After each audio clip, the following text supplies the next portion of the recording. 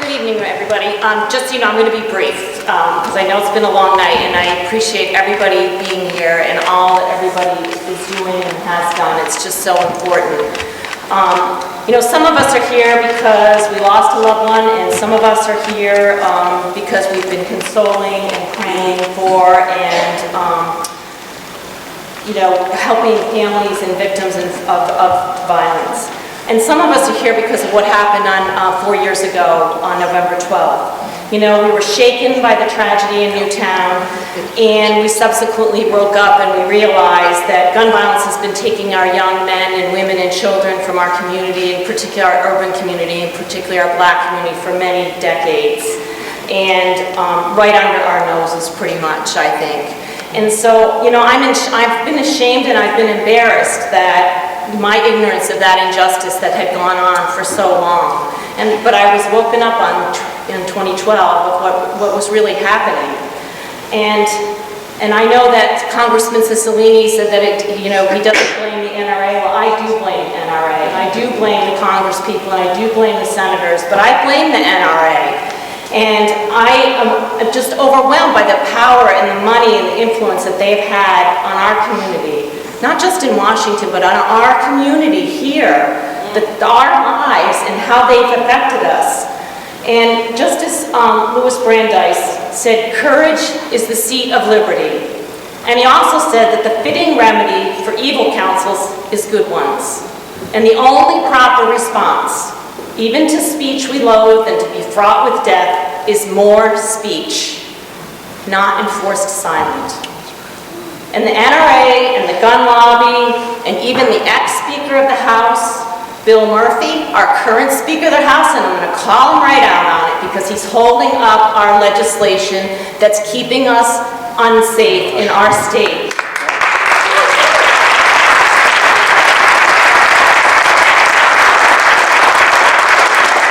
And I don't know about you, but I've had enough. I've had enough that our lobbyist is an ex-Speaker of the House and he's lobbying against our communities, lobbying against our young people just for the buck that he's getting. And I'm tired of it.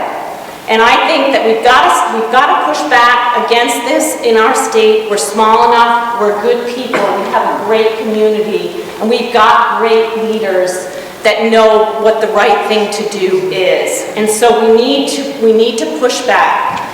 And you know, I heard the other day that the NRA is literally, not figuratively, but literally leaving barrels of guns in neighborhoods in Chicago. They're leaving guns out because they want gun violence. They want that violence in our community. They don't care. And so we just, you know, in last year's, our treasurer talked about the Crime Victims Compensation Fund. We paid out $300,000 in 86 payments to gun violence victims. That was up 50% from the year before. So we need to remove people from this cycle of gun violence because it can be preventable. And we need to support groups like the Institute for the Study of Peace and Nonviolence. They need your help and they need your money and they need you to be there. And the gun lobby nationally and here in Rhode Island just repeat lie after lie until we're just either too numb or we're too tired or we're too beaten down to respond. But respond we must. The NRA spent close to $50 million that we even know about in the elections in 2016. And they did influence some important senatorial races, and they influenced our presidential election. Don't kid yourself, they didn't. But we had the reverse impact here in Rhode Island due to our own resources and our own grassroots efforts by people here in this room to get good people elected. So we can take on the gun lobby. We can take on the powerful lobbyists individually. But you know what? One thing I've learned is we need to do it collectively. And in the last 3 years, the Coalition Against Gun Violence has nearly 100 partner organizations, and many of you are here tonight as a result of that. And whether it's religious affiliation, or a mosque, or medical society, the Coalition Against Domestic Violence, I won't name them all, there's a lot of them, and they've been mentioned tonight. But together, this group has made a difference. So how do we do this? That's my job tonight. Right. How do we do this? We join together. There are groups waiting for you to sign up. There are petitions in the back. There are, but what I really just want you to do is just show up. You know, attend meetings. Call your politicians, email them, show up at their office, bring a friend, go talk to them about gun violence. How do they stand on that? Where do they stand on it? Why do they feel that way? Because I'm like the Mayor Alorza, I don't understand it. I don't understand it. So, you know, we can look at what happened with some of our new reps, like our rep Marcia, Randall and Vessel. We can look at our new reps, Justin Price. Those guys they beat guys that have an NRA rating from the NRA. So they beat them, you know, and you can do it.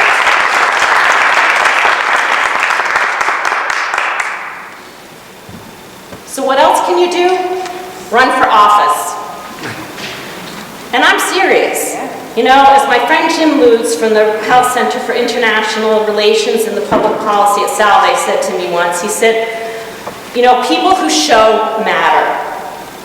He said, we need to stay committed to the political process because, as he says, politics is how we get things done as a community. And I really believe that. I really think it's true. So it seems daunting and it seems like our successes are few, but 4 years ago, nobody would even question the NRA. Nobody stood up to the NRA. You were harassed, you were threatened if you made any kind of statement against them or if you even tried to engage a conversation. And 4 years ago in Rhode Island, it was a badge of honor to have an A rating by the NRA. But I can tell you right now, that's not a badge of honor here, and I think that's due to you and to everybody here that's been working on that issue. So I don't know about you, but I'm not staying silent, I'm not sitting inactive, I'm speaking out, I'm organizing, I'm writing letters, I'm calling out my reps, I'm calling out my senators, and I've run for office and I've won, and I've run for office and I've lost. But you know what? It's a great experience. It's worth every single minute of it. So be empowered to respond to the horrors of gun violence.